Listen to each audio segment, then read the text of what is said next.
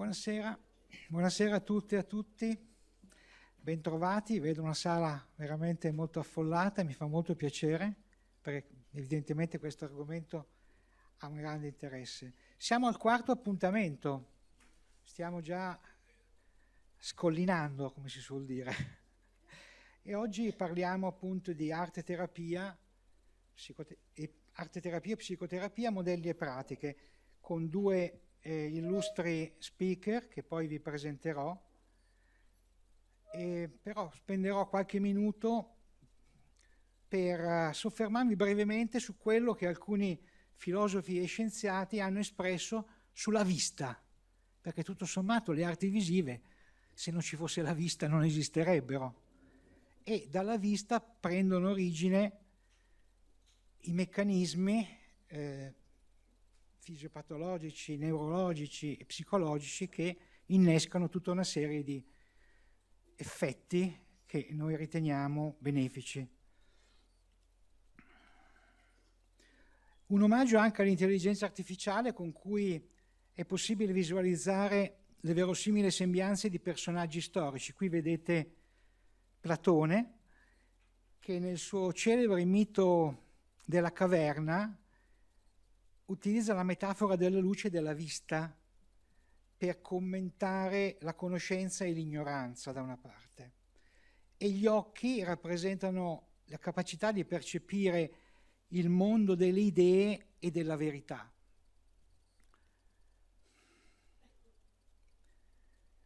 La riflessione di Aristotele sulla vista, che l'anima non vede, ma senza l'anima l'occhio non vede nulla, è fondamentale per comprendere la sua teoria della conoscenza, e Aristotele dà alla vista un'importanza superiore a quella di tutti gli altri sensi. Che dire di Leonardo? Ecco come parlava dell'occhio.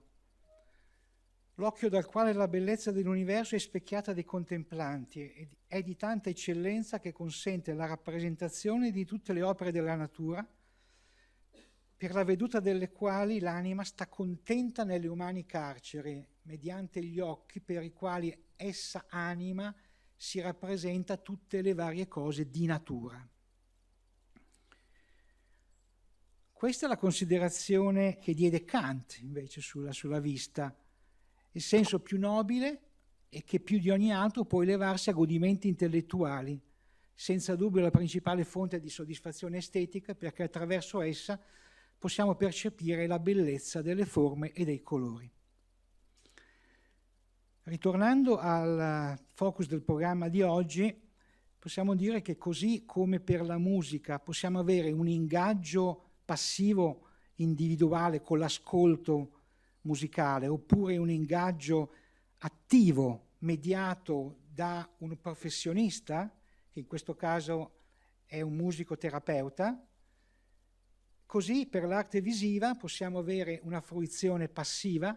Ne abbiamo parlato la scorsa settimana quando abbiamo parlato di frequentazioni museali, oppure una fruizione attiva mediata da un professionista, un arte terapeuta, e che mette in gioco in buona sostanza la nostra creatività. Voglio fare un omaggio, come tra i pionieri dell'art therapy, ad una donna, Margaret Naumburg, che è una psicoanalista statunitense, e attraverso il suo lavoro cercò di integrare il processo creativo con la psicanalisi, permettendo ai pazienti di esprimere i loro conflitti interiori attraverso l'arte. Ha fondato nel 1943 la Walden School di New York, una scuola che insegnava l'arte terapia nell'educazione dei bambini. Da allora l'arte terapia ha fatto un lungo percorso, si è sviluppata, ha prodotto prove scientifiche, di cui poi andremo in profondità col prossima occasione, cioè il prossimo lunedì, una data che non ricordo, 18 novembre, e permettendo soprattutto il riconoscimento di una figura professionale che è l'arte terapeuta. E stasera ho il piacere di incontrare con voi un eccellente e importante arteterapeuta ticinese, che forse molti di voi conoscono, che è Roberta Pedrinis, che invito a iniziare a prepararsi di venire qui e facciamo un bel applauso. Dico due parole della sua biografia. È dottore in discipline delle arti della musica e dello spettacolo, è psicoterapeuta e arteterapeuta.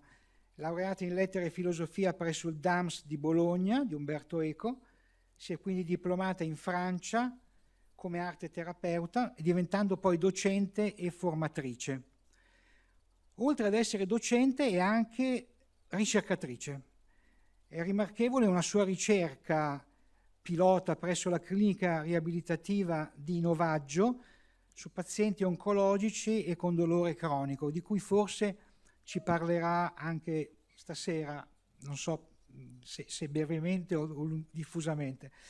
Attualmente lavora come psicoterapeuta presso l'atelier del Lupo Blu a Tesserete e collabora con diverse istituzioni in campo oncologico e psichiatrico. È presidente dell'associazione ticinese Arti Terapeuti Arte Sì. Allora, Roberta, a te.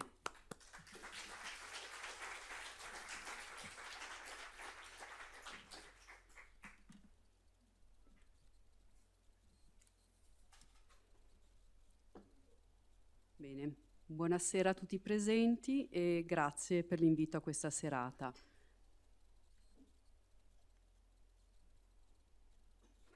Possiamo iniziare con la visione dell'incipit del film, vincitore del concorso organizzato dall'Associazione Americana degli Arti Terapeuti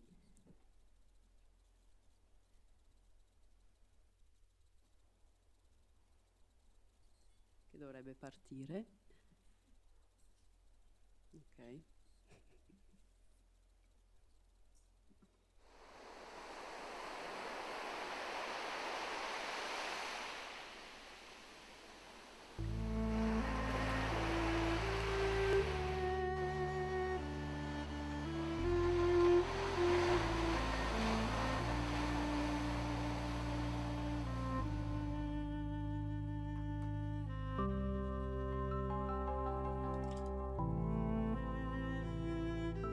Da tempo immemorabile, l'uso terapeutico dell'arte si è basato sul concetto del potere magico dell'immagine. Lo vediamo nelle pitture rupestri di Lascaux, nelle sculture dell'isola di Pasqua, nei mandala del buddismo tibetano, nei disegni con la sabbia dei nativi americani e negli acchiappasogni dei Navajos che proteggono dai brutti sogni. Van Gogh, come tanti artisti, dipinse per combattere l'angoscia, e così anche Jackson Pollock. Quando la pittura viene dal tuo inconscio, emergono delle figure. Per ora sono cose piuttosto negative. Ho vissuto dei cambiamenti violenti negli ultimi 2 anni. Dio solo sa cosa ne verrà fuori da tutto questo. Vedi, molta gente va in palestra ad allenarsi o cose del genere, ma c'è anche un altro modo. Si può semplicemente venire in studio e darti da fare lavorando su un quadro, come se fosse un punching bag. La prima volta che ho chiesto di disegnare, mi trovavo in terapia intensiva, dove cominciai quando ero meno sedata e più cosciente. Mi preoccupava soprattutto vedere se ne ero ancora capace, se potevo ancora fare quel disegno, quella linea oppure no. Penso che la mia arte mi abbia davvero aiutata perché era l'unico modo per mantenere la mia identità. E senza la pittura credo che sarebbe stato terribilmente difficile. La cura per il cancro è un processo lungo e hai bisogno di qualcosa a cui aggrapparti e questo sei tu. Frida Kahlo iniziò a dipingere solo a 18 anni, durante una lunga convalescenza dopo un incidente. Il corpo di Frida fu devastato dall'incidente. La sua colonna vertebrale si spezzò in 3 punti. Un corrimano d'acciaio le provocò una tripla frattura del bacino. Letteralmente le trafisse il corpo, entrando nell'anca e uscendo dalla vagina. I medici non si aspettavano che sopravvivesse. Quando si sentiva meglio dipingeva usando un cavalletto speciale che le permetteva di dipingere sdraiata sulla schiena. La pittura era diventata un aiuto spirituale sempre più importante e Frida desiderava guarire per poter lavorare più a lungo. Quando lascerò l'ospedale tra 2 mesi, disse dopo 6 operazioni, ci sono 3 cose che voglio fare: dipingere, dipingere, dipingere. Bene, da questo breve incipit abbiamo visto come l'uso terapeutico dell'arte non sia una novità, ma risalga alla notte dei tempi ed è presente praticamente in ogni cultura. L'arte costituisce una necessità umana vitale e primordiale, permette di comunicare emozioni e sentimenti universali. L'espressione artistica ha aiutato i nostri antenati preistorici ad adattarsi al loro ambiente, permettendo alla nostra specie di riprodursi con successo generazione dopo generazione, fino a noi. Attraverso il mezzo artistico si può rappresentare l'intera gamma dei sentimenti umani, dalla gioia profonda al dolore cupo, dalle angosce più abissali al trionfo, fino agli aspetti di trascendenza che evocano la vita e la morte, insomma, tutti grandi temi esistenziali. Ma l'arte, ci chiediamo, cura davvero? Perché allora Van Gogh, che ha dipinto tantissimo durante tutta la sua vita, si è suicidato? La storia dell'arte è ricca di casi emblematici in questo senso. Pensiamo solo a Camille Claudel, che muore all'ospedale psichiatrico di Montfavet dopo 30 anni di internamento, lasciando al giudizio dei posteri la sua opera di rara e potenza bellezza. Oppure Antonin Artaud, pittore, attore, commediografo, è stato colui che più di ogni altro ha varcato ogni frontiera e sradicato ogni genealogia.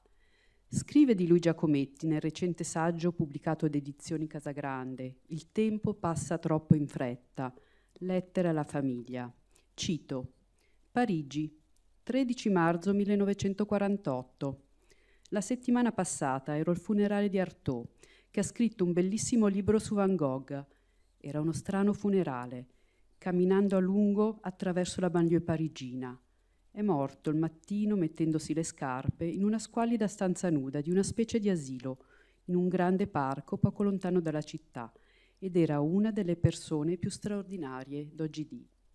Il suo destino non fu meno tragico di quello di Van Gogh e fu durante 10 anni circa in un manicomio, ma era uscito 2 anni or sono, ed è forse colui che ha scritto le migliori cose questi ultimi anni e fatto bellissimi disegni. Fine della citazione. Un pazzo profetico? Oltre ai casi citati, molti altri geni in diversi campi artistici hanno alimentato la ricerca sulla psicologia dell'arte. Pensiamo solo a Nijinsky per la danza, o per non andare troppo lontano, ad Alfonsina Storni o Jean Corty, nati o morti nelle nostre terre. Genio e follia sembrano spesso camminare a braccetto. È vero che gli artisti sono spesso individui che soffrono moralmente. Le loro vite sono spettacolari, sregolate. Si tratta in realtà solo di una parte di artisti, quelli che si notano per i loro eccessi. Grandi geni hanno avuto delle vite regolari e senza disturbi di personalità. Pensiamo ad esempio a Matisse, a Bonnard, a Dubuffet, per citarne solo alcuni. La psichiatria non ha saputo portare risposte soddisfacenti rispetto al mistero del genio dell'arte e possiamo solo rallegrarcene, perché lo scopo non è quello di capire tutto per rinchiudere il sapere nei cassetti, ma quello di poterne trarre il miglior beneficio possibile. L'uomo ha bisogno di credere e il mistero gli porta più della materialità delle cose. In questo senso le domande sono molte e sono ancora aperte. Per quanto oggi la creatività venga studiata da psicologi, storici dell'arte, neuroscienziati, essa rimane un mistero, ai margini dell'ignoto. Oggi si sa che è un fenomeno molto complesso, che assume una varietà di forme differenti. Ciò che è comune a tutti i tipi di creatività, sia essa scientifica, artistica o semplicemente un processo biologico di percezione, è l'emergere di qualcosa di nuovo, qualcosa di originale, ed immaginifico. Ma veniamo ora all'utilizzo della creatività a scopo terapeutico. L'arte terapia trae le proprie radici da un lato dal campo dell'arte e dall'altro da quello della psicanalisi. Attualmente sta maturando la propria identità attraverso l'analisi del suo specifico metodo di lavoro, il lavoro simbolico. L'arte terapia è oggi una nuova professione. L'utilizzo dell'arte a scopo terapeutico viene regolamentato per la prima volta in Svizzera con la legge sulla formazione professionale che regola dal 2004 le professioni nei campi della salute, della socialità e dell'arte. 7 anni più tardi, nel 2011, l'arte terapia viene riconosciuta a livello federale in Svizzera come una regolare professione nel campo della salute. Questo grazie alla creazione di un esame professionale superiore che esiste oggi in lingua francese e tedesca, non ancora in italiano per il momento. Si possono contare oggi in Svizzera circa 2000 artiterapeuti professionisti che operano sia a livello privato che presso diverse istituzioni, molti in cliniche universitarie. Nel 2015, con un gruppo di colleghi, creiamo l'Associazione Artiterapeuti della Svizzera Italiana con lo scopo di promuovere questa nuova professione anche nel nostro cantone. È importante dire che sotto lo stesso cappello professionale esistono 5 orientamenti, più precisamente da danza terapia, dramma terapia, arte terapia, musicoterapia e la terapia intermediale, che utilizza anche il video e le nuove tecnologie. Ma cosa hanno in comune questi 5 diversi orientamenti? L'utilizzo di un oggetto mediatore, un oggetto che viene a crearsi all'interno della relazione tra paziente e terapeuta. È la famosa triade terapeutica. L'arte terapia, che cos'è? Di primo acchito non è facile cogliere un nesso tra 2 termini che possono sembrare antitetici tra loro. Da un lato abbiamo la parola arte, che sollecita un movimento libero e creativo, del tutto individuale. L'etimologia deriva dal greco artuo, che significa articolare, ma anche maniera, talento, abilità, savoir-faire. Dall'altro abbiamo il termine terapia, che deriva dal greco terapeia e significa assistere, curare, sostenere, e implica il fatto che ci si rivolga a delle persone in difficoltà per accompagnarle nella cura.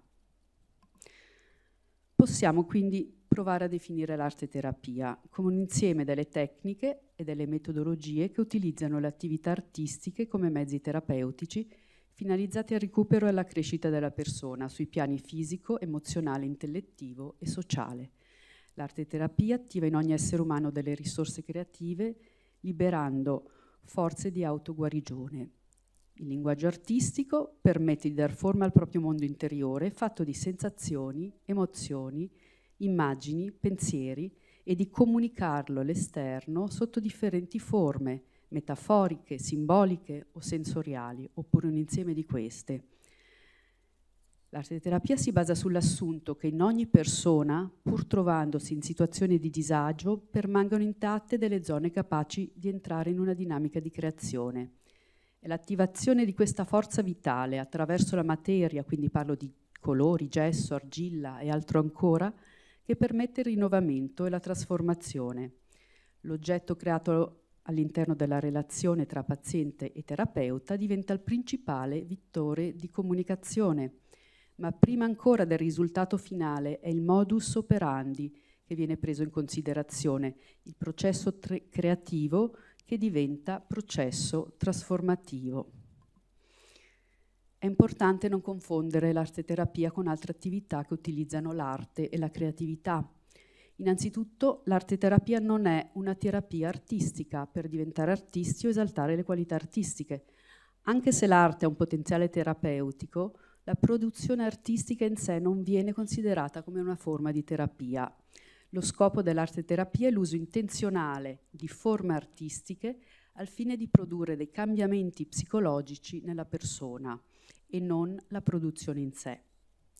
Non è neanche un laboratorio di animazione a scopo ludico. L'aspetto ludico è presente spesso durante gli atelier di arte terapia, ci si diverte creando, ma allo stesso tempo si affrontano anche emozioni poco piacevoli. Non è neppure una terapia occupazionale per distrarre i malati. Non è un'attività di intrattenimento risocializzante per attivare i residui adattativi del paziente.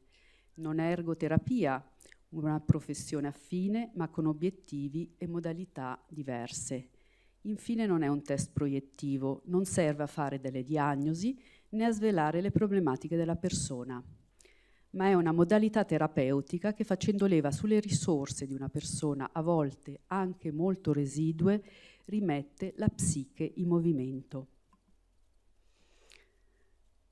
L'arteterapia trova il suo campo specifico di applicazione quando le persone faticano ad esprimersi attraverso la parola, quando le parole non bastano, non ci sono o sono state negate, come nel caso di abusi, di traumi, paralisi da shock, oppure nel lavoro con i bambini, già a partire dai 4 o 5 anni, ma anche nel caso di patologie più gravi come nei disturbi dello spettro autistico, oppure nel campo delle psicosi. Anche nel campo medico non sempre ci sono le parole per esprimersi, sia da parte del medico sia da parte del paziente. Starobinsky, medico, psichiatra e storico dell'arte svizzero, diceva: l'ineffabile è il limite della conoscenza scientifica e il principio della conoscenza poetica. L'arte anticipa in qualche modo ciò che ancora non può essere detto. Si parla quindi di pretesto, ciò che viene prima del testo, prima della parola. Già nel 1906 Freud scriveva: la descrizione della vita interiore dell'uomo è proprio il campo dei poeti, ed essi sono sempre stati precursori della scienza, nonché della psicologia scientifica. Noi soffriamo a causa di ciò che non trova una via di espressione e che spesso viene somatizzato.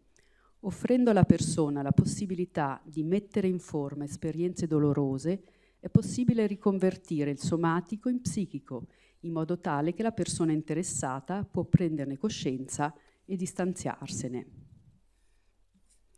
Ogni shock, trauma, conflitto non risolto lascia un'impressione, una memoria corporea implicita.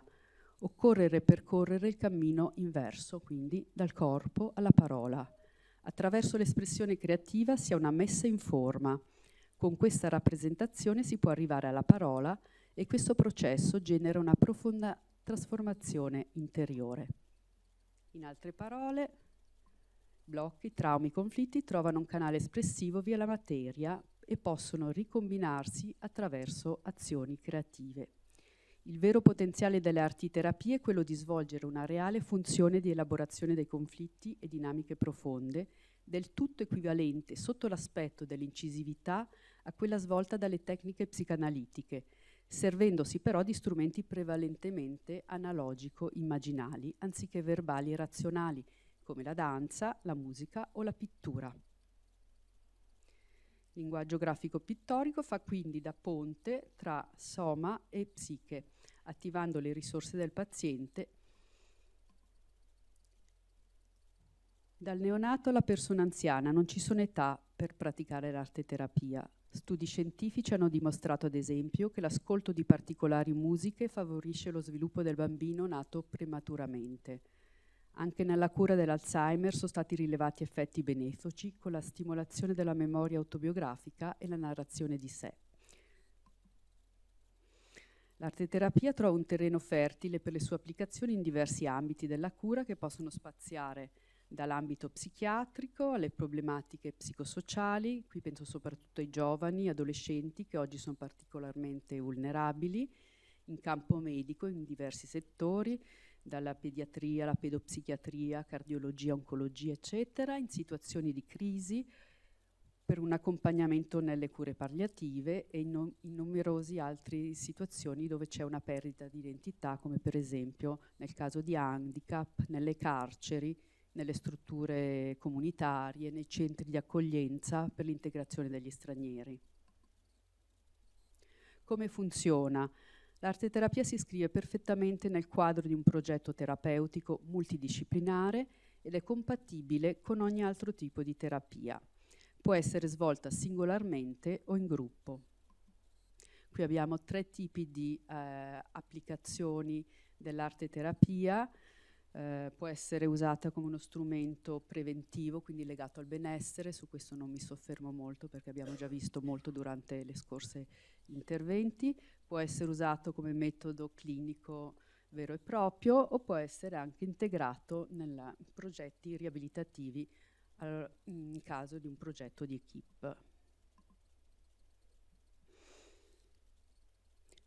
Quando parliamo di arte terapia clinica abbiamo degli elementi che dobbiamo considerare.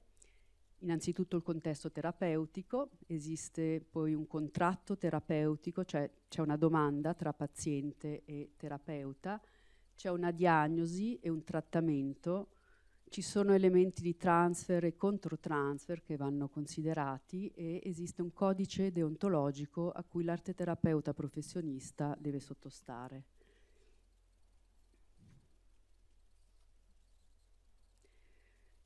L'arte terapeuta è il guardiano del setting e del processo, accompagna e facilita l'espressione delle persone, deve sapere quando e come intervenire, porta una riflessione sul processo e sul prodotto, individua i punti chiavi, svolge le sintesi ed organizza e gestisce tutti i materiali dell'atelier. Ecco, queste sono le competenze dell'arte terapeuta che si apprendono durante una formazione.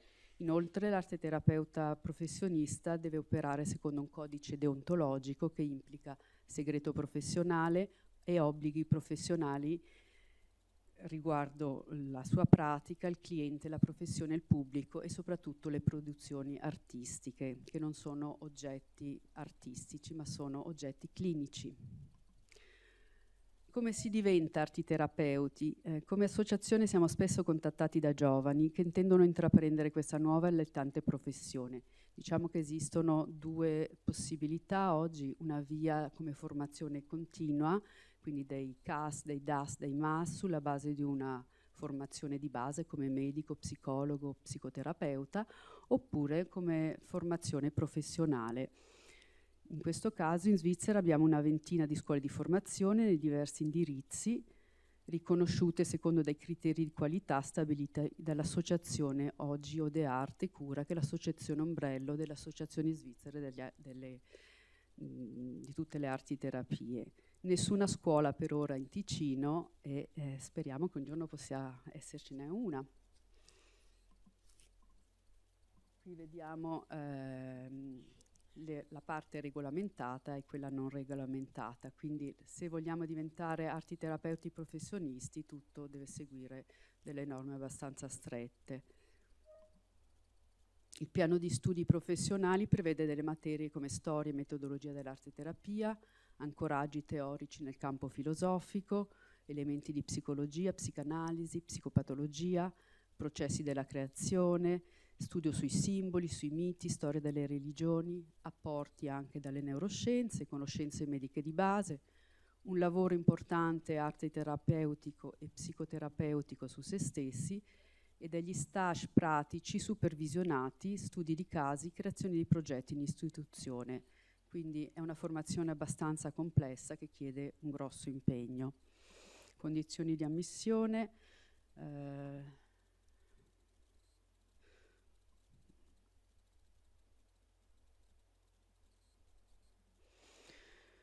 Occorre avere un diploma di livello terziario, quindi SUPSI o UNI, nel campo della salute, del lavoro sociale, della psicologia o delle belle arti. Insomma, non è una prima professione, è una professione abbastanza complessa.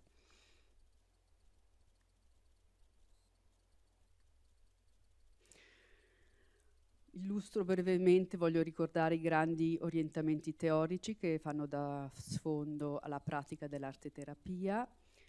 Abbiamo diversi modelli psicanalitici, quindi da Freud a Jung, a tutti i teorici delle teorie oggettuali, Financieux, Lacan, quindi veramente una base teorica molto ampia, quella che sottostà oggi, una pratica che di per sé sembra molto semplice ma che ha delle radici culturali abbastanza complesse. E così anche voglio ricordare tutta la corrente della fenomenologia psichiatrica da Hegel fino alla fenomenologia di Jasper, Binswanger e Minkowski. Ecco, passiamo adesso alla ricerca scientifica nel campo delle arti terapie. A livello internazionale le prime ricerche scientifiche sugli effetti delle arti terapie sono state svolte negli anni '80. Da allora si è assistito a una crescita esponenziale del numero di ricerche, oggi più differenziate e scientifiche. All'inizio erano soprattutto ricerche empiriche, ne seguono poi altre con una metodologia scientifica più rigorosa che combinano l'approccio qualitativo con quello quantitativo. Tutte le ricerche giungono alla stessa conclusione, cioè dimostrano che la terapia attraverso l'arte può contribuire al processo di guarigione. In campo oncologico la ricerca si è sviluppata soprattutto durante gli ultimi 40 anni e negli ultimi 20 anni con ricerche più mirate in oncopediatria per i pazienti in isolamento, durante i trattamenti radio o chemioterapici, in campo palliativo e nel quadro di misure di sostegno per il personale curante. Tutte le ricerche portano alla stessa conclusione, cioè che l'arte terapia permette un'attivazione delle risorse del paziente e una maggiore responsabilizzazione rispetto alla propria malattia.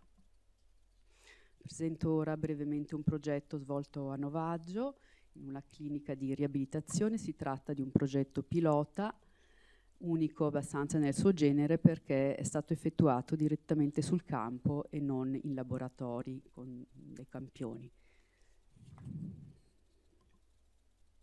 Dunque, la storia del progetto: ci sono voluti 2 anni di preparazione, 2 anni per la realizzazione ed 1 anno per l'elaborazione dei dati. Ora siamo in fase di divulgazione. Un articolo con gli estremi della ricerca è ora in attesa di pubblicazione. L'ipotesi generale che abbiamo assunto per la nostra ricerca è che l'arte terapia favorisce la riduzione dello stress e l'attivazione delle risorse del paziente, provocando un effetto benefico indiretto sulle difese immunitarie.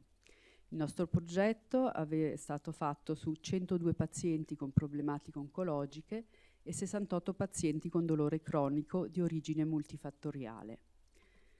Il programma riabilitativo classico prevede il servizio medico ed infermieristico, il servizio psichiatrico e psicologico, fisio ed ergoterapia, dietista ed assistenza sociale. A questo programma si aggiunge l'arte terapia.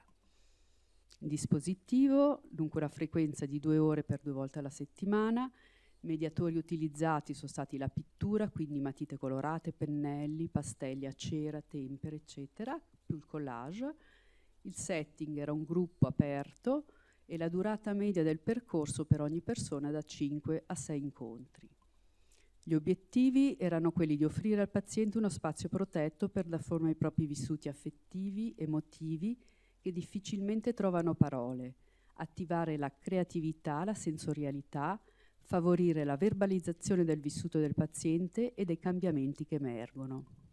Come funziona una seduta di arte terapia? Dunque c'è un momento di accoglienza, di preparazione, poi c'è il lavoro individuale, silenzioso, e poi c'è un momento di parola e di condivisione dove si fa l'osservazione, scambio sulle sensazioni, si può fare un lavoro sulle immagini e si utilizzano anche molto le dinamiche tra i partecipanti. Il nostro progetto è stato valutato secondo 2 modalità, con un questionario di autovalutazione per sondare direttamente il vissuto dei pazienti e secondariamente con l'analisi retrospettiva degli indicatori clinici standard sull'efficacia della riabilitazione all'entrata e all'uscita. Questo è il questionario. I risultati mostrano che chi ha frequentato il gruppo di arte terapia ha dei benefici sia sul piano motorio sia sul piano cognitivo migliori rispetto a chi non ha frequentato il gruppo di arte terapia, sia per il paziente oncologico sia per il paziente con dolore cronico. Qui vediamo il questionario di valutazione rivolto direttamente ai partecipanti. Anche in questo caso miglioramenti in diverse aree che vanno dalla diminuzione degli aspetti ansiosi fino a una maggior consapevolezza, migliore immagine della propria immagine corporea, ripresa delle interazioni sociali con familiari e amici. Insomma, sono stati valutati queste aree e hanno tutte trovato un punteggio molto positivo, sia per i due target, sia pazienti oncologici che pazienti con dolore cronico. Il vissuto dei pazienti, molto interessante. Durante l'arteterapia rilassamento e buon umore è stato utile esternare emozioni che difficilmente si possano esternare normalmente. Molto utile conoscere e interagire con altri pazienti. Ho lavorato con grande piacere, recependo l'energia delle altre persone. Per la prima volta sono riuscita a terminare un disegno e questo mi rende molto soddisfatta. Ho vissuto in questo modo i miei limiti con meno frustrazione. Ecco, vi chiedo d'ora di non prendere delle foto perché mostrerò alcuni disegni realizzati durante le sessioni di arteterapia, sono considerati dei documenti clinici. Tutti i disegni che presento hanno l'approvazione dei loro autori e i nomi che vengono utilizzati sono dei nomi fittizi.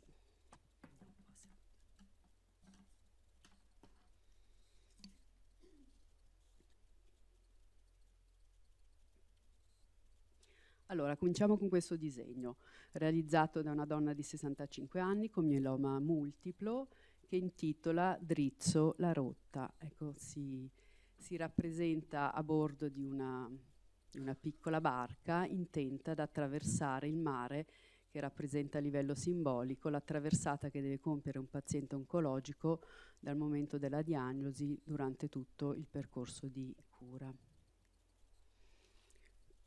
L'arteterapia aiuta a calmare la mente, i pensieri. Questa paziente si rappresenta appunto con tutti i pensieri, dubbi, le domande, e riesce a esprimerlo graficamente. Il fatto di poter esprimere qualcosa permette alla persona di sentirsi più leggera e meno sola in fondo. Infatti questa paziente rappresenta la sua solitudine. Con questa immagine molto evocativa si mette su una specie di scoglio da sola in mezzo al mare. Black Sheep, questa è una donna che si rappresenta come una pecora nera. Durante il momento di parola dice che avrebbe voluto studiare musica e arte, ma che i propri genitori non gliel'hanno permesso e quindi vive un conflitto tra realizzare le proprie aspirazioni oppure soddisfare quelle dei propri genitori. Cielo burrascoso con schiarite, questa è una donna con un tumore al seno, con una ricostruzione fallita, una protesi mammaria, e riesce a esprimere le proprie emozioni attraverso giochi di colore che vanno dalle luci alle ombre. Sparo di luce, anche questa è un'immagine molto forte, fatta da un'altra paziente, quindi è un modo di esprimere le proprie emozioni, ancora non sono magari codificabili verbalmente, traducibili in parole, però cominciano ad avere una forma. Istinti ingabbiati. Rita, con un cancro al colon, realizza queste immagini in cui rappresenta un giovane leone ingabbiato e uno scoiattolo che riapre la serratura, liberando così energie a lungo represse. Con l'arteterapia si possono rappresentare delle cose che non possiamo quasi neanche immaginare, quindi come il concepimento realizzato da una paziente con cancro alle ovaie e con questa immagine riproduce il momento del suo concepimento. Ancora Bianca, con questo disegno rappresenta una cellula completamente nera, simbolo della sua malattia, inserendo però nel nucleo centrale e nelle ciglia esterne una luce bianca. E anche qui vediamo come c'è un'attivazione di risorse, c'è forse una possibilità di avere nuove visioni, avere di nuovo una visione più positiva per una paziente che vive dei momenti veramente molto difficili. Con questa rappresentazione che ricorda scene di caccia arcaiche del tipo predatore-preda, Angie può esprimere il proprio vissuto traumatico nel suo percorso di malattia. Questa è un'altra immagine realizzata da una giovane donna che ha subito diversi interventi chirurgici e si rappresenta così, con metaviso strutturato a mosaico per esprimere il disagio del suo vissuto corporeo. Un'immagine di riparazione per la ferita al seno di questa giovane donna. Questa immagine invece è stata realizzata da una donna con dei polipi alle corde vocali, si rappresenta mentre sta abbracciando la propria parte ombra. La settimana seguente realizza questo disegno molto solare che intitola Un giorno canterò per voi. Con questo disegno Antonio, che ha appena subito un intervento chirurgico per un tumore allo stomaco, esprime il proprio dolore con il primo viso, il senso di perdita e mutilazione con l'immagine di Van Gogh e il momento di riflessione col ritratto di Einstein. Parlare della morte non è facile. In questo caso un uomo con un cancro ai polmoni riesce a rappresentarne l'immagine con l'ombra nera con la falce sulla destra dell'albero. Un'altra bellissima immagine, molto toccante, realizzata da una donna che chiamerò Francesca, realizzata 3 settimane prima della sua morte, e in cui rappresenta il suo corpo malato in atto di lievitare nel momento del distacco dai suoi cari. Ma per fortuna non c'è solo la morte, e anche una malattia come il cancro può essere una grande prova per una trasformazione interiore, una crescita ed un percorso di consapevolezza. Oliver Sacks, famoso neurologo e scrittore inglese, descrive le qualità del risveglio che le arti possono offrire a persone malate o disabili.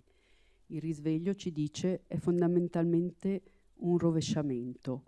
Il paziente cessa di sentire la presenza della malattia e l'assenza del mondo e arriva a sentire l'assenza della malattia e la presenza completa nel mondo.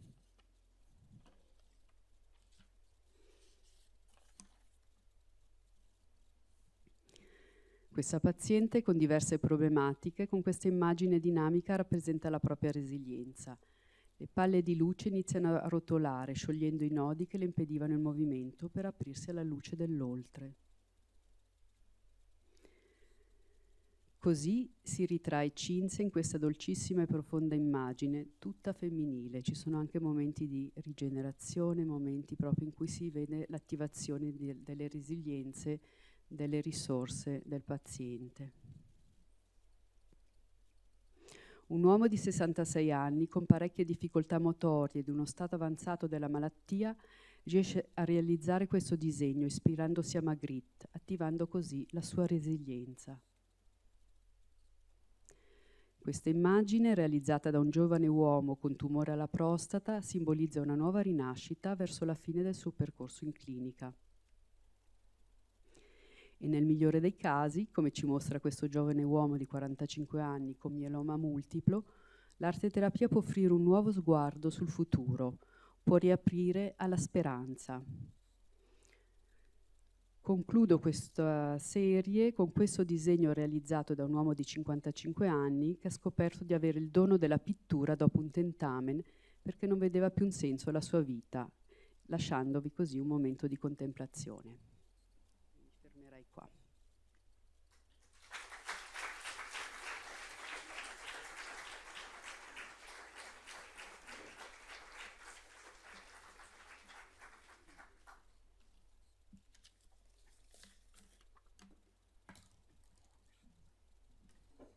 Bene, veramente grazie per questa splendida relazione, anche per la splendida iconografia che ci ha fatto capire come l'arte veramente può essere un modo per liberare proprio la propria sofferenza, vedendo delle dimensioni diverse e in modo diverso per comprendere quello che ci sta accadendo. Grazie per la chiarezza e anche per diciamo la omnicomprensività. È una relazione molto, molto completa e credo sia stata molto apprezzata. Adesso passiamo la parola a invece un esponente più della parte di psicologia, perché è un illustre e brillantissimo psicologo clinico, probabilmente uno dei più brillanti psicologi clinici italiani, è Angelo Compare. Lo presento e poi chiedo di venire al podio, oppure se vuoi venire subito ti presento al podio. È professore ordinario di psicologia clinica e della salute presso l'Università di Bergamo, dove insegna nel corso di laurea magistrale in psicologia clinica presso il Dipartimento di Scienze Umane e Sociali. È anche responsabile dell'equipe di psicologia presso il Centro Diagnostico Italiano in Milano.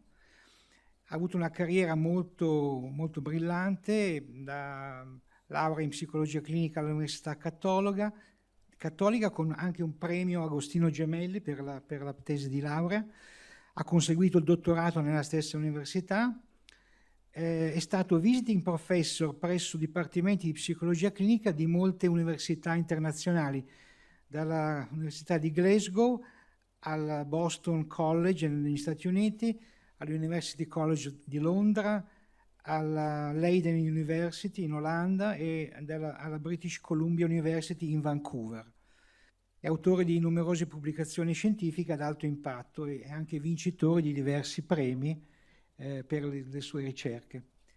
Caro Angelo, a te la parola. Grazie Enzo e ringrazio Roberta per la sua presentazione, vi ringrazio per la giornata di oggi. Io aggiungo con la mia presentazione quello che vi presenterò, un corollario, un supporto a quello che è stato detto da Roberta, è stato ben detto, ben rappresentato, quindi più la componente scientifica da un lato e anche un po' la componente clinica. Io unisco queste due dimensioni che mi caratterizzano: da un lato la psicoterapia, quindi io visito pazienti, mi confronto con la sofferenza quotidiana dei pazienti, ma mi confronto anche con il bisogno di capire del paziente, il bisogno anche di trasformare o di cambiare qualcosa della sua vita. Dall'altra parte mi confronto anche con un bisogno che è quello della ricerca scientifica, che mi ha portato negli anni ad approfondire che cosa succede in psicoterapia, quando la psicoterapia funziona, quali sono i principi attivi, diremo dal punto di vista, qualcuno direbbe dal punto di vista farmacologico, che producono un cambiamento, una trasformazione. Questa è l'altra anima, insomma, che mi caratterizza e che mi ha visto negli anni partecipare a congressi, ma partecipare anche a gruppi di ricerca internazionali che si interrogano su questo. Inizio con qualcosa che già conoscete ampiamente, il tema di che cos'è il benessere, ciò che noi, su cui ci andiamo a concentrare nel momento in cui cerchiamo di fare un lavoro che trasforma la persona nella direzione di una condizione che migliora la sua salute, ma la sua salute psicologica. Benessere si compone di due componenti, una componente che conoscete, probabilmente perché già qualcun altro durante questo ciclo di seminari vi ha illustrato questo tema, la componente che si focalizza sugli aspetti edonici, quindi gli aspetti che hanno a che vedere con le emozioni, con i sentimenti vissuti emotivi, e poi una componente eudanomica, invece, che ha a che vedere con il significato, no? Il significato personale connesso al senso di benessere. Ecco, su questo io poi vado ad agganciarmi su quello che è la definizione di art therapy che avete sentito fino adesso dalla collega, da Roberta, e aggiungo soltanto che uno degli elementi chiave dell'art therapy è una componente che sta forse all'inizio, alla base del percorso, del processo, no? Il senso direbbero quelli che appartengono un po' alla corrente psicologica cognitivo-comportamentale, la chiamerebbero empowerment, no? Attraverso l'art therapy il paziente sviluppa un senso di potenza, no? Di controllo, di gestione rispetto a qualcosa che accade in lui. Una sofferenza emotiva che prende forma attraverso il mezzo dell'art therapy, attraverso la mediazione di un terapeuta, e in questo modo il paziente incomincia a conoscere, a controllare, ad avere un'azione, un potere su ciò che gli sta capitando dal punto di vista emotivo.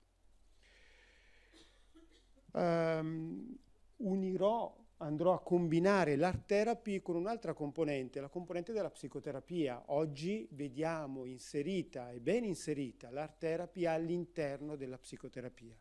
Quindi la psicoterapia unisce, valorizza l'intervento dell'art therapy in modo sinergico e soprattutto attraverso una componente chiave che è stata più volte ripetuta da Roberta, che è la componente creativa. L'art therapy agisce proprio su questo processo creativo, inteso come la connessione tra la persona, il soggetto e il mondo esterno. Questo processo che parte da dentro e poi trova un'espressione nell'ambiente esterno, creando dei significati e modificando anche la realtà. Perché l'art therapy ci aiuta e produce un cambiamento? Dal punto di vista scientifico, innanzitutto perché coinvolge il pensiero visivo, cioè la capacità di organizzare il pensiero, i sentimenti, le percezioni attraverso, segnatevi questa parola, immagini. La dimensione dell'immagine, cioè quello che diremmo in psicoterapia il come se, no?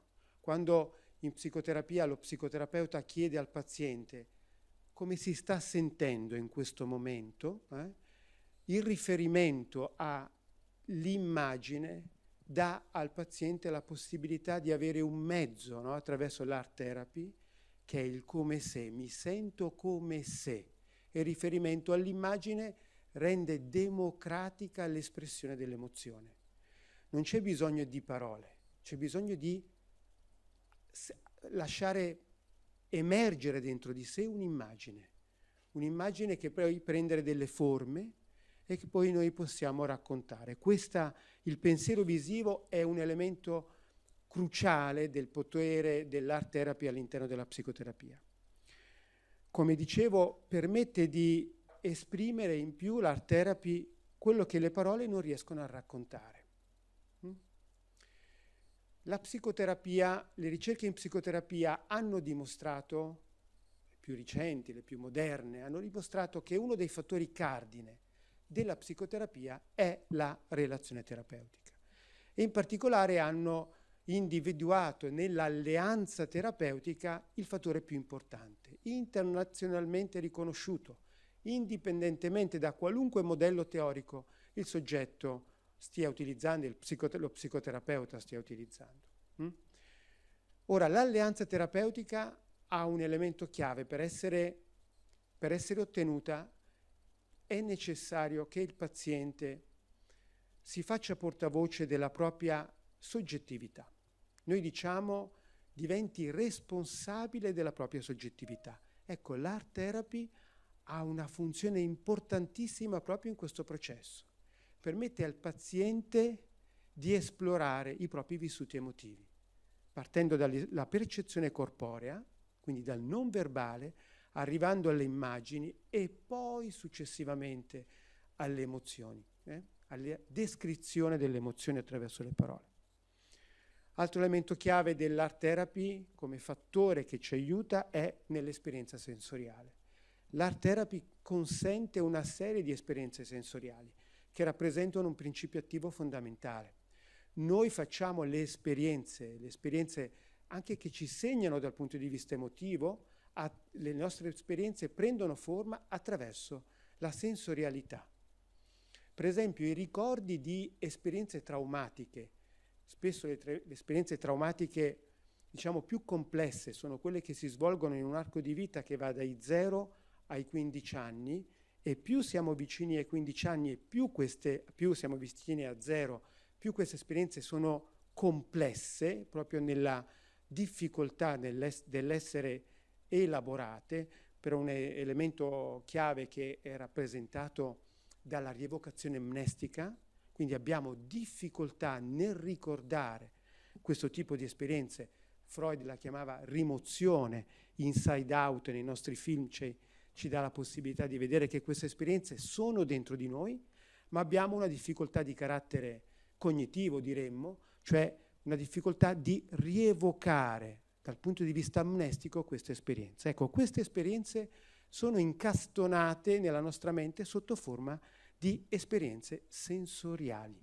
Ecco, l'art therapy ci consente di ricollegarci con queste sensazioni e quindi ci consente di bypassare i meccanismi, direbbe qualcuno, di difficoltà nella rievocazione amnestica, meccanismi di difesa, e di raggiungere più facilmente questa memoria sensoriale. Spesso vedremo l'art therapy è uno strumento fondamentale per l'elaborazione di traumi complessi.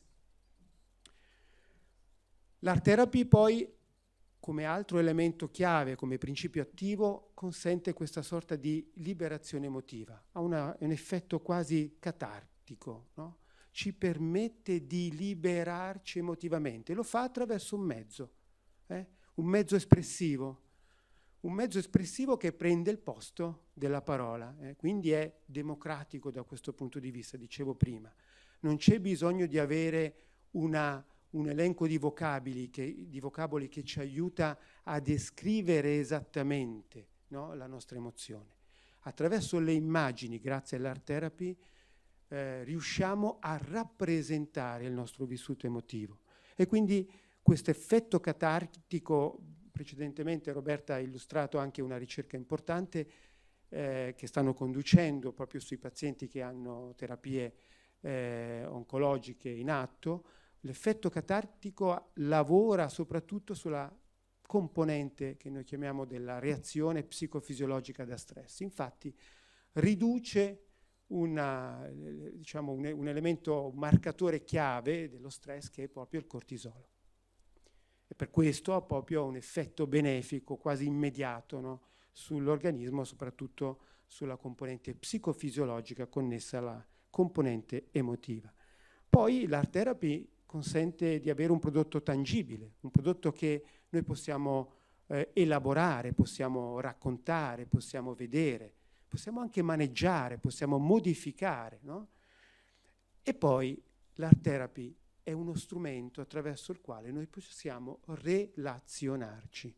La relazione è un elemento cardine. Ormai abbiamo ampiamente scoperto, come dicevo prima, la relazione terapeutica è il fattore di base fondante l'efficacia di una psicoterapia, perché lavora proprio su una componente fondamentale per l'essere umano. L'essere umano ha bisogno di relazioni, così come una pianta ha bisogno della luce solare, no? Ha bisogno anche di acqua. Quindi noi abbiamo bisogno di relazioni. Le relazioni ci consentono di nutrire dei bisogni che sono fondanti dall'adolescenza in poi la nostra psicologia. I 3 bisogni cardine sono l'esistenza, il senso dell'esistenza, il senso del valore e il senso della desiderabilità. E quindi attraverso l'art therapy noi sviluppiamo le relazioni e attiviamo anche i famosi neuroni mirror nell'altro, cioè diamo la possibilità all'altro, l'avete visto prima con le immagini, no? Di sentire le emozioni. Noi prima, quando stavamo guardando le immagini e attraverso il titolo, attraverso la descrizione, cercava Roberta di descriverci il vissuto emotivo, immagino che molti di voi sono riusciti a cogliere la dimensione emotiva che stava vivendo il paziente o che ha vissuto il paziente mentre raccontava, mentre rappresentava l'immagine. Ma un elemento chiave che avete colto, è la complessità delle emozioni. Le emozioni non sono associabili a una parola, a un'etichetta verbale. Le emozioni sono molto, ma molto più vicine alle immagini, perché le emozioni si caricano, per esempio, di un elemento che le parole non hanno, l'ambivalenza. Attraverso le immagini io posso esprimere un vissuto emotivo che è ambivalente, che ha diverse caratteristiche. L'ambivalenza è un elemento di ricchezza, di complessità, che si avvicina molto di più a quello che è il vissuto umano delle emozioni. Quindi probabilmente guardando le immagini abbiamo forse attivato i nostri neuroni mirror, siamo riusciti a empatizzare con l'emozione del paziente. Ecco, questa componente è attivata proprio dall'art therapy. Ora veniamo anche, dicevo prima, la parte scientifica mi caratterizza, quindi ho fatto una ricerca, mi è stato chiesto di essere discussant nell'incontro di oggi, nella presentazione di oggi, e ho fatto un po' di ricerche scientifiche sull'argomento, cercando di analizzare che cosa dice la letteratura scientifica e anche la più recente, l'impatto del benessere sui giovani adulti. Vedete, questa è una ricerca condotta nel 2022 su una popolazione di 3.300 soggetti di età tra i 18 e i 28 anni, ed è stato analizzato diciamo, la correlazione, se vogliamo, tra la frequenza della fruizione culturale, della fruizione artistica, del coinvolgimento in esperienze artistiche e culturali, e dall'altra parte quelli che sono gli indicatori del benessere. Il benessere sociale, quindi il benessere relazionale, il benessere psicologico e il benessere emotivo, che è una sottocomponente del benessere psicologico. Quello che notiamo che maggiore la frequenza della fruizione culturale, del coinvolgimento in attività culturali, passive o attive, è maggiore la componente di social well-being, quindi di benessere sociale e di benessere psicologico. Il benessere invece emotivo vediamo che non cambia molto, perché questo sappiamo che è molto connesso invece a una dimensione che non è soltanto quella della fruizione culturale, ma quella anche della mediazione, come ci è stato ben detto prima, di un arte terapeuta o comunque di un professionista, che ci consente di raggiungere maggiormente una condizione di benessere, no? Emotivo. Quest'altra ricerca invece che ho trovato è una ricerca condotta su uno studio longitudinale su una popolazione di soggetti con età di più di 50 anni, e uno studio longitudinale su 10 anni, e su questo è stato analizzato in particolare come marcatore la depressione valutata con gli strumenti che conosciamo, che spesso sono strumenti self-report, che ci permettono di misurare il livello di depressione. Vediamo che maggiore la fruizione culturale, maggiore è la partecipazione artistica, a fenomeni, a esperienze artistiche attive o passive, e minore poi è il livello di depressione. Un'altra analisi che ho fatto della letteratura è l'analisi, come prima ha citato Roberta, un'analisi legata a che cosa dicono, quali sono gli aspetti che hanno analizzato nel corso degli anni le ricerche che hanno studiato l'art therapy associata al benessere psicologico. E qui le ricerche ci dicono che ormai negli ultimi 75 anni, da 75 anni ci sono ricerche importanti. È vero che negli ultimi 20 anni, 30 anni le ricerche hanno assunto, quindi, una metodologia maggiormente di tipo quantitativo, però le ricerche vediamo che principalmente si sono concentrati sugli aspetti legati al trauma, alla depressione, alla psicoterapia e al dolore cronico. Qui adesso metto in evidenza quali sono gli elementi che, combinati, della art therapy consentono di massimizzare l'efficacia della psicoterapia. Innanzitutto, l'ho detto prima, un elemento chiave è il processo creativo.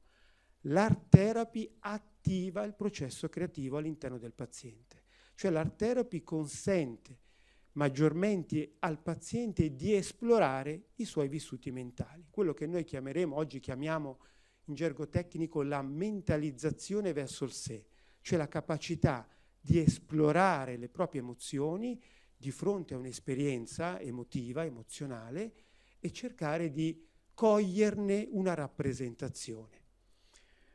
Dicevo, un elemento chiave di questo è la capacità di sapersi focalizzare sul corpo e di saper cogliere, a partire dall'esperienza sensoriale del corpo, poi un'esperienza che è quella legata alle immagini e poi alla rappresentazione delle immagini. Quindi la psicoterapia oggi riceve dall'art therapy un grandissimo contributo, un contributo fondamentale a raggiungere quello che in gergo chiamiamo l'efficacia della psicoterapia, proprio perché ci permette di lavorare su quei principi che stanno alla base dell'alleanza terapeutica. Quindi l'espressione, il focus sull'espressione emozionale è un complemento alla terapia perché proprio lavora anche sulla relazione terapeutica. Dicevo prima, una dimensione chiave è quella legata alla dimensione non verbale. Il 70% dell'esperienza di una psicoterapia che consente di ottenere un cambiamento passa attraverso un'esperienza non verbale. Quindi la possibilità di poter mediare la psicoterapia attraverso l'art therapy rappresenta un contributo fondamentale per raggiungere appunto un'efficacia della psicoterapia. Questo perché permette di lavorare proprio sulla componente non verbale della psicoterapia. La riduzione dello stress, dicevo prima, lo riesce a ottenere attraverso proprio questo effetto catartico fondamentale, proprio dimostrato, no? L'espressione emotiva dell'art therapy immediata attraverso la liberazione, attraverso le immagini, attraverso la dimensione esplorativa delle immagini stesse, consente proprio fisiologicamente di abbassare la produzione di cortisolo e quindi ha un effetto immediato su quello che è lo stress e quello che è l'ansia, e quindi automaticamente ci porta a ottenere dei vantaggi importanti. E dicevo prima, l'art therapy ci consente di connetterci attraverso l'esperienza del nostro inconscio e in particolare ci consente di lavorare sull'esperienza del trauma. Ora, in psicoterapia uno degli elementi più difficili su cui lavorare è l'esperienza traumatica del paziente. Dicevo prima, perché è difficile lavorare sul trauma? Perché il trauma nel paziente assume una forma in cui il paziente non è consapevole dell'esperienza traumatica che ha vissuto. Ora, il trauma, io dicevo prima, può avere due componenti. Una componente legata a un trauma complesso, che è la componente per cui il trauma, l'esperienza traumatica è stata purtroppo perpetrata da quelli che sono i caregiver, quindi coloro che si sono presi cura del bambino nell'età dai 0 ai 15 anni, e poi abbiamo un'altra esperienza traumatica che è quella che invece accade nei periodi di vita che sono sopra i 15 anni, quando invece abbiamo una maturazione del sistema nervoso centrale, abbiamo delle componenti cognitive maggiormente mature e quindi abbiamo la possibilità, no, di poter maggiormente elaborare dei traumi. Nonostante ciò, comunque, il fatto che esperienze di vita possano essere per noi improvvise ci portano a confrontarci con le esperienze e i vissuti emotivi che poi hanno valenza traumatica soggettiva. Ora, l'art therapy ha questo vantaggio, ci consente di rievocare le esperienze in modo, come dire, più semplice rispetto alle tradizionali tecniche. In psicoterapia abbiamo una tecnica che utilizziamo spesso per rievocare le esperienze traumatiche, che è una tecnica ipnotica. Questa tecnica ipnotica, qualcuno la conosce, si chiama EMDR, ma questa tecnica non è applicabile a tutti i pazienti e in più questa tecnica talvolta si confronta proprio con la difficoltà nella elaborare l'esperienza traumatica che viene poi verbalizzata dal paziente. Ecco, diverse ricerche recenti dimostrano come la combinazione tra l'art therapy e la EMDR consente di elaborare in maniera molto ma molto più efficace il trauma. Primo perché facilita il ricordo, la rievocazione amnestica, secondo perché consente di elaborare il ricordo traumatico, perché il ricordo traumatico assume poi la forma anche di un'immagine, che quindi rimane e poi può essere elaborata continuamente nel tempo durante le sedute. E quindi ha un grande valore trasformativo. Quindi dicevo, questa era la slide che volevo proiettare, la slide che ha a che vedere proprio con la possibilità di elaborare i traumi attraverso l'esperienza dell'art therapy.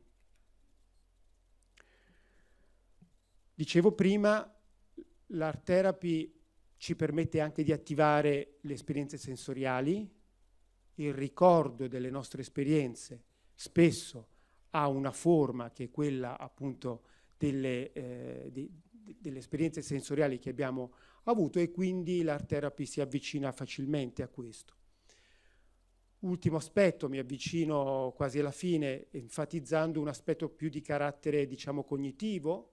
Le ricerche cognitive ci dicono che l'art therapy ci consente anche di migliorare le competenze, le capacità di coping. Il coping è la strategia che il soggetto utilizza per affrontare le situazioni stressogene. Ci sono diversi tipi di coping. Il coping che noi ricerchiamo è un coping che noi chiamiamo funzionale, che ci consente di lavorare sugli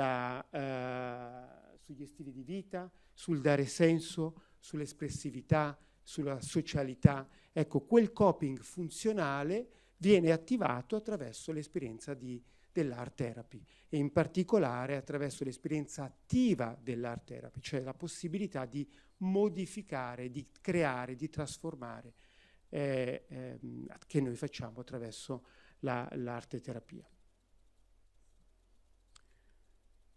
Mi avvicino alla conclusione arrivando ai temi della regolazione emotiva. Uno degli elementi chiave su cui si lavora in psicoterapia è la capacità, la possibilità di poter regolare le emozioni da parte del paziente. Quindi attraverso l'art therapy possiamo agire anche su questa componente fondamentale che ci consente di lavorare in particolare su una serie di patologie che sono soprattutto i disturbi di personalità, in particolare i disturbi borderline di personalità o il disturbo ossessivo-compulsivo di personalità.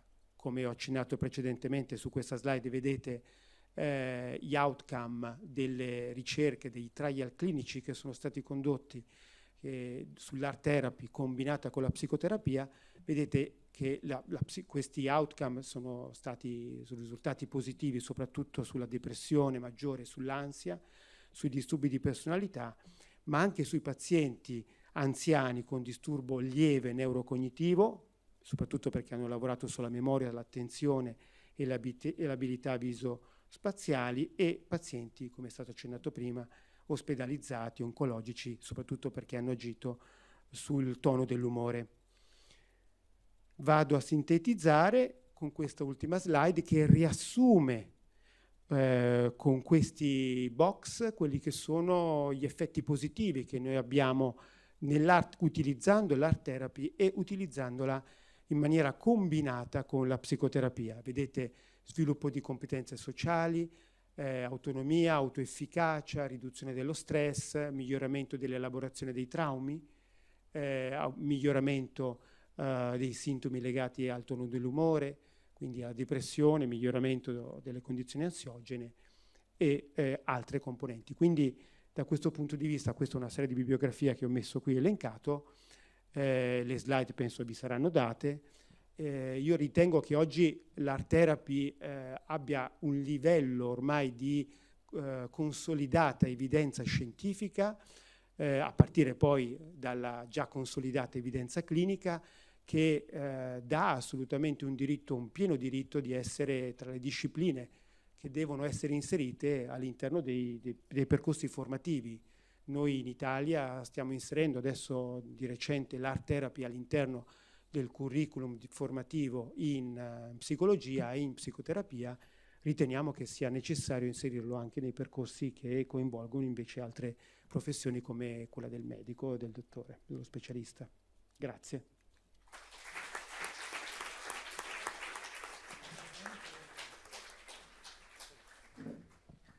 Bene, grazie professor Compare per l'eccellente relazione che ha dato la possibilità di avere un quadro abbastanza completo, sfaccettato. Grazie ai due relatori abbiamo esplorato un po' tutte le componenti sia concettuali che pratiche dell'arte terapia, e adesso abbiamo uno spazio per riempire eventuali lacune o per chiarimenti su qualcosa che non vi sia stato molto chiaro.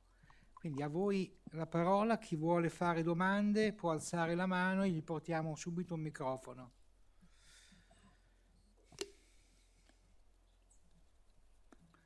laggiù.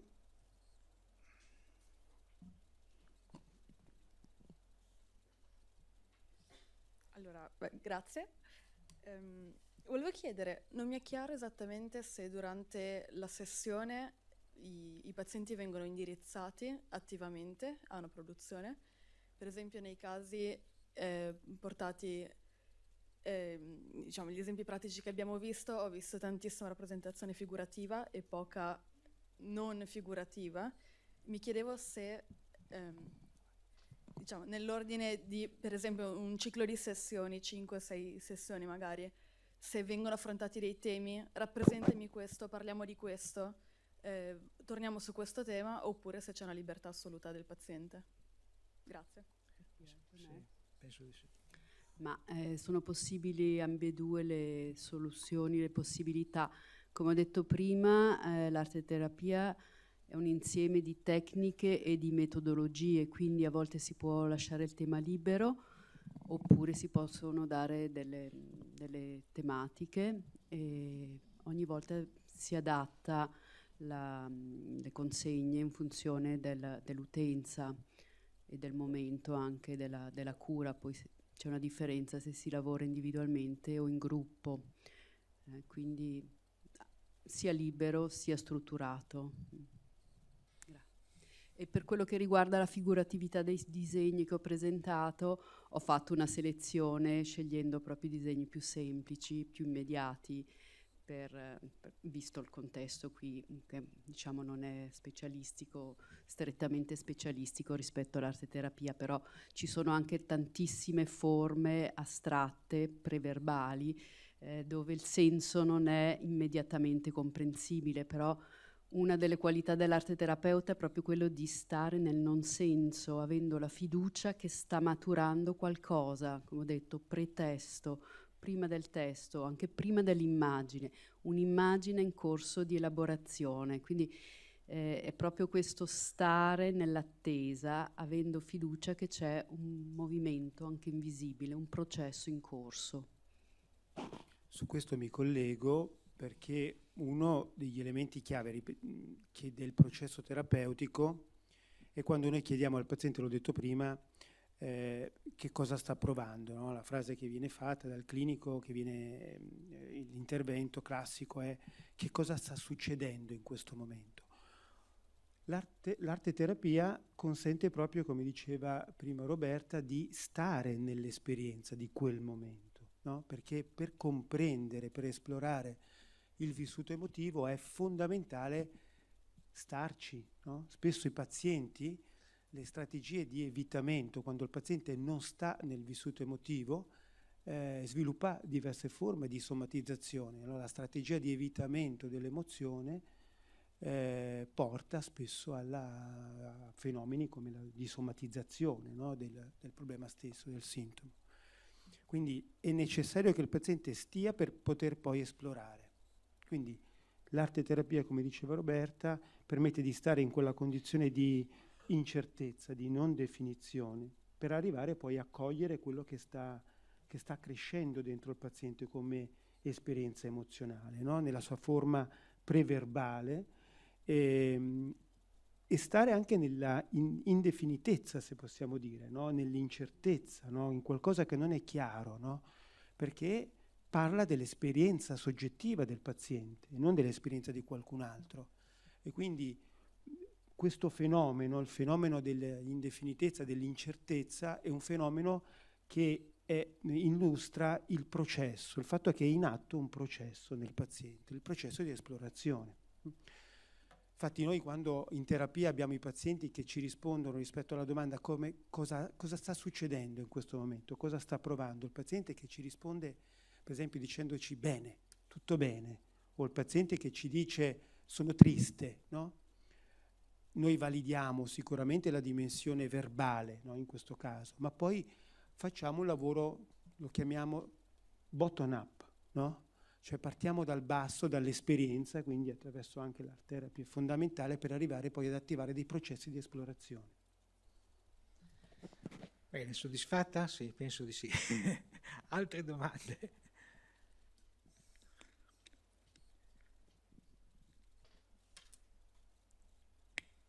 Grazie, buonasera a tutti. Io sono un mio pensiero personale, essendo paziente, e sto insieme a Roberta partecipando appunto all'arte terapia.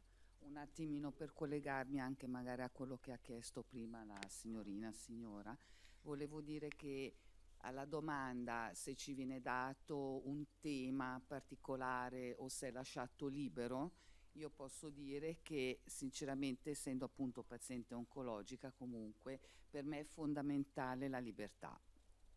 Cioè la libertà mi aiuta, ho pensato, Dio, adesso cosa faccio? E poi tutto in un colpo, un'esplosione, no? E questo grazie appunto al fatto che nessuno ti dice cosa devi fare, come lo devi fare, che strumenti usare, che colori usare, cioè proprio liberi. Per cui ecco, io trovo per queste cose, cioè per come mi sento io, a me ha dato tanto. Grazie, scusate. Bene, grazie per la testimonianza. Vediamo. Buonasera. Poi lei. Sì. Si prenoti. Prego. Buonasera, volevo chiedere se una cosa pratica, essendo l'arte terapia e psicoterapia appunto vanno a braccetto, se per la cassa malati arte terapia è riconosciuta come la psicoterapia, cioè paga la cassa malati, in poche parole. Grazie. In Svizzera no, l'arte terapia è riconosciuta dalle casse malati complementari se la persona ha svolto tutto il curriculum formativo riconosciuto da una delle scuole riconosciute in Svizzera e ha raggiunto il diploma federale. Allora in questo caso c'è una parziale riconoscimento da parte delle casse complementari, mentre per il caso della psicoterapia ormai dal 2019 è riconosciuto dalla Mala. Credo sia solo il Regno Unito a avere il rimborso governativo per queste attività, perché hanno iniziato 30 anni fa a occuparsene e hanno scoperto che si risparmia un sacco di soldi in inutili farmaci e ricoveri ospedalieri. Prego. Sì, buonasera. Io volevo dare una testimonianza. 20 anni fa la Roberta e io abbiamo fatto uno scambio di una seduta di terapia. Io gli ho fatto una seduta di ortobionomia e lei mi ha fatto una seduta di arte terapia 20 anni fa. Allora ho fatto un disegno tipo un sole qui, e era più un gioco. Praticamente me lo sono portata a casa, l'ho appeso sul muro sopra il frigo e adesso si vede male, aspetta che viene un po' più vicino. Ecco, forse bisogna tenerlo così. Qui ha cominciato a essere una macchia, voi vieni un po' più vicino. Qui ha cominciato a essere una macchia che non l'ho fatto io, una macchia più scura, e mi ha colpito tantissimo perché non ho detto tutto quello a Roberta, che avevo un nodulo al seno destra e questa era la mammella destra, questa macchia scura. Intanto era sempre sul muro, sono passati mesi, forse anni, mi sono curata con l'omeopatia però, e un giorno vedo che questa macchia sta sparendo da solo, c'è solo intorno. Era una magia, questo disegno era magia, fatto da solo. Volevo dire, forse non bisogna troppo fare, ma lasciarlo fare. Bene, la testimonianza ci fa capire come il confine tra arte e magia sia labile e quindi possiamo procedere magari con qualcosa di... Posso dire che non sapevo niente di questo? Sì. Non abbiamo infranto Grazie. nessun codice deontologico, prego. Grazie, sicuramente interessante, io per un'età più avanzata, però quest'anno è 100 anni che è nato sto lavorando sopra, Franco Basaglia. Franco Basaglia è quello che ha fatto chiudere i manicomi in Italia, ma ci ha messo 40 anni, ciò che da noi è arrivato molto differentemente. Quando si parla di psicoterapia, io l'ho vissuta da ragazzo, quando c'era, siete bravi, quando succedeva questo, c'era una paurosa frase in dialetto, damandum amenderis. Bisogna guardare indietro, perché voi siete andati in avanti, non è uno scherzo, è uno scherzo. E questo, nessuno quest'anno in Italia né in Svizzera ha detto che è centenario che è nato Basaglia. Andate a cercarlo, fate qualcosa, perché è un uomo eccezionale. Ed è partito dai carceri, quando voi siete stavano lì tutti così e basta. Succedeva anche da noi, succedeva anche da noi questo. Quindi è darvi di ricordare questo, perché è uno che ha cominciato il vostro lavoro. È stato quello che ha aperto la porta e ha preso in mano una situazione difficile. Secondo, questa è una domanda tecnica, proprio pratica, ma voi con questa società che cambia velocemente, con gli smartphone, con tutti questi sistemi, perché non è una volta società, però più o meno cambiava in una generazione, 20 anni, no? Ne ho vissute 4, quindi le ho viste. Oggi invece vedo la velocità che cambiano, special modo sui giovani.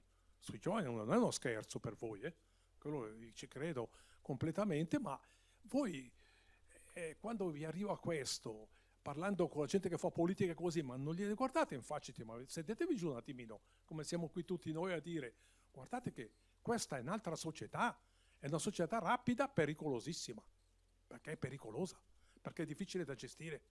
Per voi, sul cappello, ma non è uno scherzo, non è uno scherzo, scusate, ma io penso che, però a me Basaglia ce l'ho nel cuore, basta. Scusate. Peraltro di Basaglia abbiamo proprio parlato in una delle lezioni del corso dell'anno scorso, c'è stata proprio una specie di celebrazione da parte di un nostro discussant, è stata molto bella quella rappresentazione. Altre? Se riuscite a essere concisi, più domande sono possibili. Grazie mille per le eccellenti relazioni. No, io avevo una domanda, essendo appunto ricercatrice in Università Cattolica su queste tematiche, non in ambito clinico ma in ambito di psicologia generale, la problematica a cui molte volte andiamo incontro rispetto alla selezione dei partecipanti è un po' il bias di selezione, quindi raccogliamo persone che sono già di per sé molto predisposte, no, alle esperienze, alla fruizione artistica e anche alla fruizione estetica, appunto, sia attiva che passiva. Non so se in ambito clinico è un po' la stessa cosa, quindi come provare a superare un po' questa cosa, quindi si raccolgono pazienti che danno già o comunque sono già predisposti, come sensibilizzare quindi i pazienti che magari non sono predisposti e quindi anche come se i risultati delle ricerche scientifiche prendono anche in considerazione questo aspetto. Grazie mille. Allora, devo dire che il bias viene superato in questo modo, che il lavoro che utilizza l'art therapy all'interno del percorso psicoterapeutico si inserisce in una fase della terapia in cui con il paziente si è arrivato a condividere, diciamo, una serie di obiettivi. Uno può essere l'elaborazione dei traumi, quindi diciamo in un modello che noi chiamiamo di step-ed care, cioè di terapia che diciamo a gradini, un modello già molto avanzato in cui si è individuato un trauma, in maniera cooperativa e collaborativa si è condiviso la necessità di lavorare su questo e quindi si è nella fase di elaborazione e trasformazione e allora si utilizza, no? Quindi c'è una consapevolezza rispetto alla necessità. Un altro obiettivo è quando si dice si lavora sul funzionamento del paziente. Perché quando il paziente arriva in psicoterapia e arriva portandoci un sintomo, il suo funzionamento, cioè quello, diciamo, la componente, diciamo, le sue caratteristiche personali che hanno favorito l'insorgenza del sintomo di fronte a un evento critico di vita che noi chiamiamo fattore, come dire, evento trigger scatenante, queste componenti per il paziente sono egosintoniche, cioè lui non è consapevole di queste componenti, infatti sono regolate da sistemi che sono prevalentemente sottocorticali, no? Quindi nella prima fase non si introduce l'art therapy, ma si introduce poi successivamente quando si condivide con il paziente la necessità, perché se ne rende conto, di lavorare su aspetti che attengono a qualcosa che noi chiamiamo il suo funzionamento. E allora da quel momento in poi, proprio perché si lavora sull'alleanza terapeutica, l'utilizzo dell'art therapy favorisce un'alleanza terapeutica. Ecco, devo dire così, questo è un po' il principio di fondo.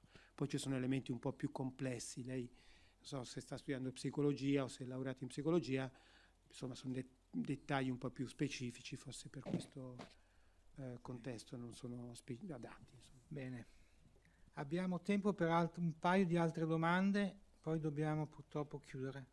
Buonasera, sono Daria.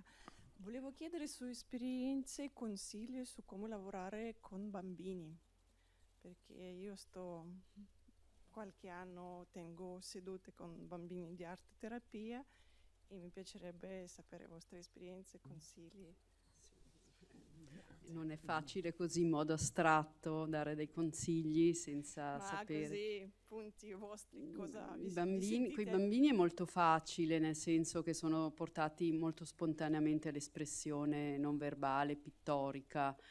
Loro non hanno tutte quelle difese che spesso ha un adulto, no? Si dice a cosa serve, ma non sono un bambino, non so disegnare, insomma tutte queste paure nel bambino non ci sono.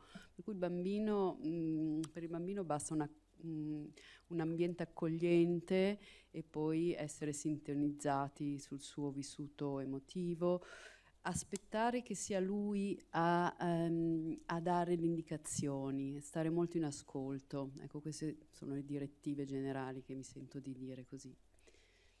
Quindi non forzare, non proporre, stare in ascolto e lasciare lo spazio di libertà.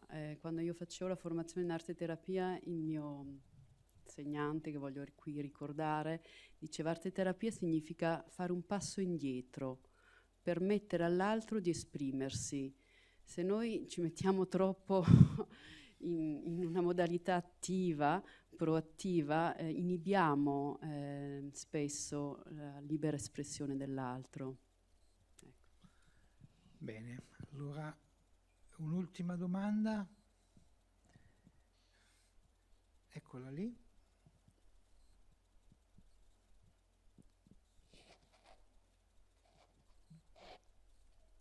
Grazie mille. Volevo chiedere, siccome si è visto che l'immagine può essere trasformativa, quindi vedere un prima e un dopo, quanto è importante, cioè ci sarebbero due opzioni se ho capito bene, quindi vedere un prima e un dopo oppure trasformare l'immagine stessa e per poi lasciarla andare, quindi se c'è... Non so se si è capito. Diciamo che sono possibili ambedue le soluzioni, cioè a volte si può già leggere nell'immagine una narratività. Non so se ricordate l'immagine Black Sheep della pecora nera, in cui c'era la pecora nera e il gruppo di pecore bianche, però c'era anche una pecora grigia e a livello invece del cielo c'era la nuvola azzurra e poi c'era la nuvola viola. Ecco, qui c'è già una trasformazione nel processo, nel corso di produzione. Questa è la prima possibilità. Oppure l'immagine è magari meno dinamica, però si può allora in questo caso dinamizzarla attraverso il momento di parola e delle tecniche che possono attivare l'immaginario. E quindi c'è anche un processo che si attiva tra una seduta e l'altra, l'après-coup, quello che si chiama tecnicamente l'après-coup. Quando si è creata un'immagine si è attivato un movimento psichico che procede anche oltre la seduta, quindi abbiamo tante aree che vengono dinamizzate secondo tante modalità. Bene, con questo credo che possiamo chiudere la sessione. Avevo una curiosità: quanti di voi hanno la pittura, il disegno come hobby? Alzate la mano. Ecco, vedete quante persone sono predisposte a questo. Lasciate uscire l'artista che c'è in voi, continuate. vi farà sicuramente bene.